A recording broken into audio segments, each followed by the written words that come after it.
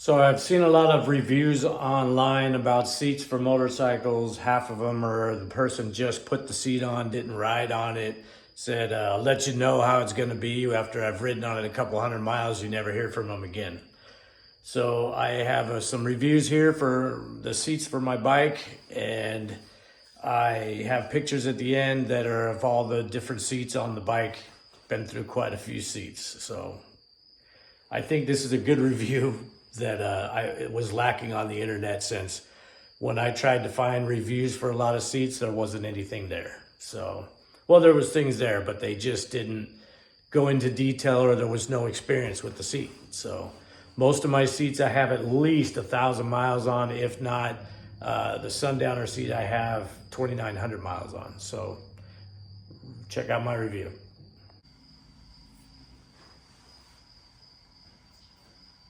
So I have a 2014 Police Electric Glide and gone through a number of seats. I'll give you a review on all of them. So this one is the stock Harley seat that came on the bike, even though it was a cop bike, it probably had a police seat. But this one, they're all really flexy, no padding whatsoever. It's even wrinkled up where you could just see the padding is like collapsed on the inside. When you look underneath, the padding is just that yellow crap foam. That foam that doesn't last. Seems like it rots. Anyway, this wasn't enough for a passenger to be on the back, and it was the size for the rider was good because this was narrow in the front, but this was not a good seat. So then I went to a Mustang wide tripper seat.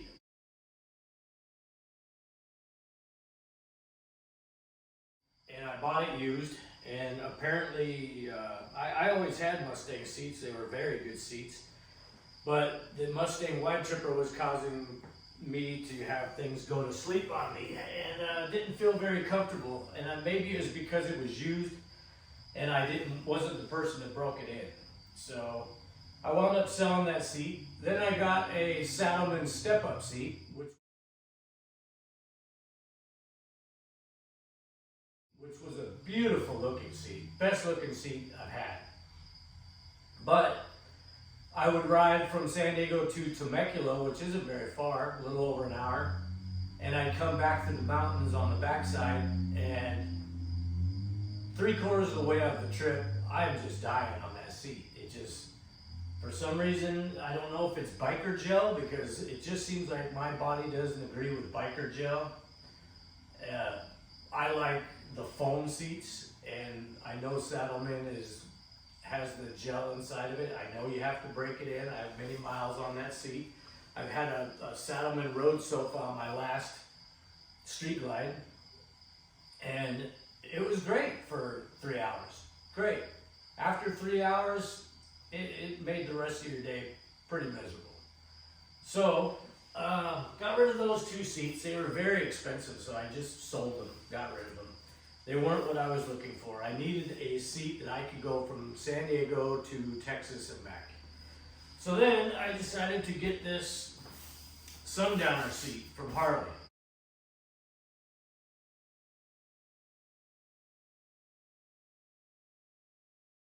This is brand new, very comfortable seat, especially for somebody on the back, a girl on the back.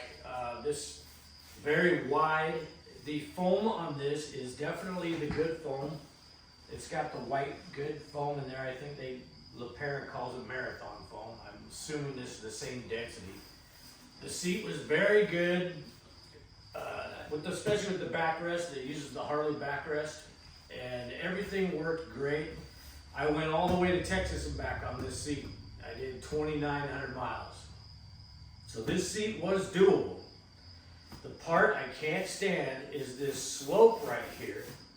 And the fact that it seems to like almost come around the corner here, it pushes you forward almost like you're sitting right here, especially on a long ride when you've been riding and not noticing your position for a while. You'll look down and you'll see that you're sitting in this area over here, because technically this sits about like that on the bike. So you're sitting over here because this has got you pushed so far forward.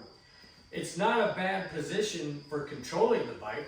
When you're up high and forward, it seems like you can really maneuver the bike very well. But as far as comfort and just sitting on the highway going straight for a long period of time, this has got you pushed all the way against the gas tank. Is just not a good feeling. And everybody who sat on the back of this thought this was great. But me being up here, this was not going to cut it either. And I just, like I said, 2,900 miles in 5 days on this seat, and I was just ready to give it up. So then I read to get an Ultra seat.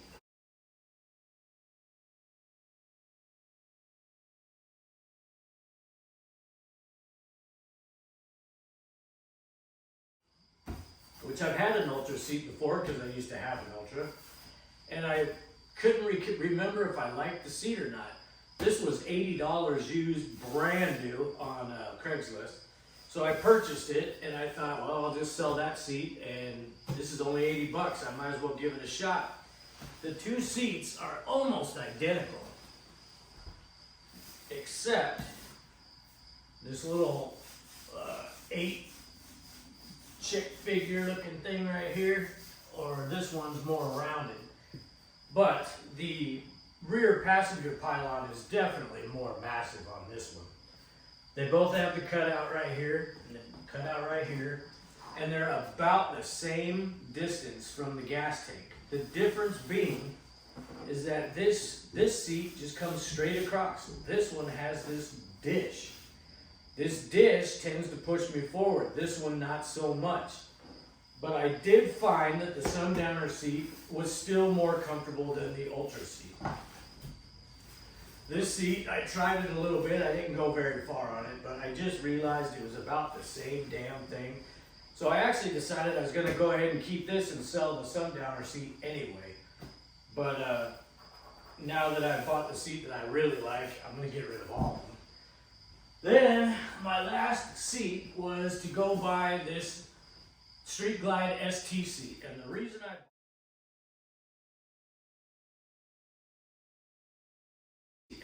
I bought it is it's really hard foam.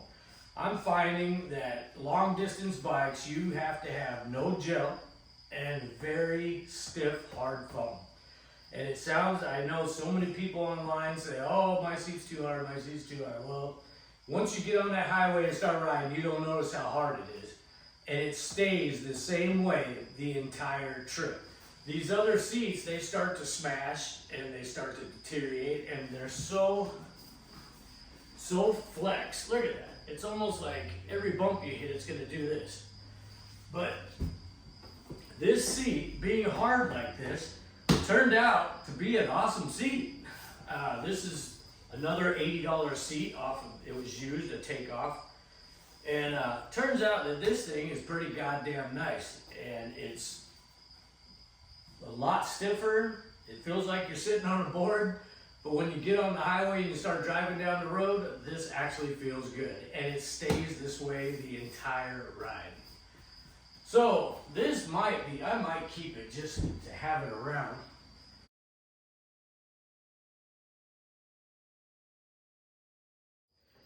It's a Lepera Maverick seat, touring with the backrest. It's very hard foam. I just like that. Maybe some people don't. I think when you look at how it starts to deteriorate with the softer foams, you're gonna see that if you're going long distance, you need a harder foam seat. I haven't put anybody on the back yet, but what I've read online, everybody who sits on the back just loves the dish on it and everything. It's carpeted. It has the metal pan. It's a Lepera. Even the way that it fastens to the bike is just more reasonable, more sturdy, rubber bushing or rubber bumpers. The foam is that Marathon white foam that I was talking about. You can feel in there, it's just so different than these other seats. It feels so much better. And I know this is all just opinion, but I've got some miles in the seat to actually back it up. I was going to get the Mustang Deluxe Touring seat, which everybody says is the ultimate seat, but I'm not a fat guy. I don't understand why I need a 14-inch wide seat to feel good. It's not like I'm gonna sit over here, then sit over here, then sit over here, then sit over here. I just wanna sit right here. So why do I need a seat this wide? And honestly, you know, you're sitting on your ass bones anyway. You're not sitting out here, even if you're overweight. So I don't know why they think everybody needs a seat this wide and this wide. This was the best looking seat. And the contours and the shape of it is so much more sportier than the Mustang. It's built by Lepera. They're both about the same quality, or if one's better than the other, I don't know. But this is the seat I chose, and I rode on it today. I only went about 100 miles, but so far, nothing's going to sleep. Nothing feels wrong. I didn't squirm around in the seat at all. It's turning into winter here, and the winds are blowing real bad, so I haven't been able to go on a good ride yet, but I can already tell this is, and especially when I compare it to this seat here, the foam is almost identical to the foam on that seat, and I could ride this one for days. I had really good luck with this seat, I'm surprised. And it is a plastic bottom, where they say that flexes and you need a metal bottom, and maybe that makes a difference, I don't know, but I could ride for days on that seat. So I don't know that it's actually the pan that makes the difference. I think it's just the foam. And this has been the seat. I'm in love with this seat. It's awesome. This seat is awesome. I got the backrest. One thing I noticed, I'm only 5'9", 5'8", somewhere in a half, maybe I'm shrinking. The backrest is higher up. I'm used to the Harley backrest that sits right in the lower part of your back. This backrest is up higher and sticks right in the middle of my back, and I'm sure I'll get used to it. And I don't use the backrest unless I'm going to Texas and back. So this seat it's golden. This seat is golden.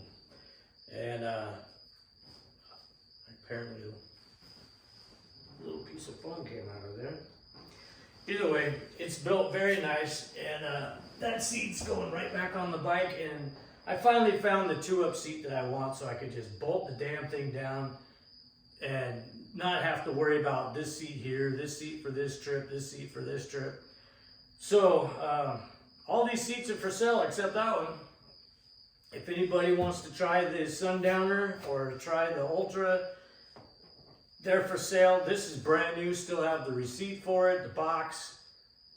And I still have the Harley Davidson backrest and mount to go with whatever one sells. I can ship it all with that one thing. So if you're interested, you can contact me. I'm gonna put it on Craigslist or OfferUp.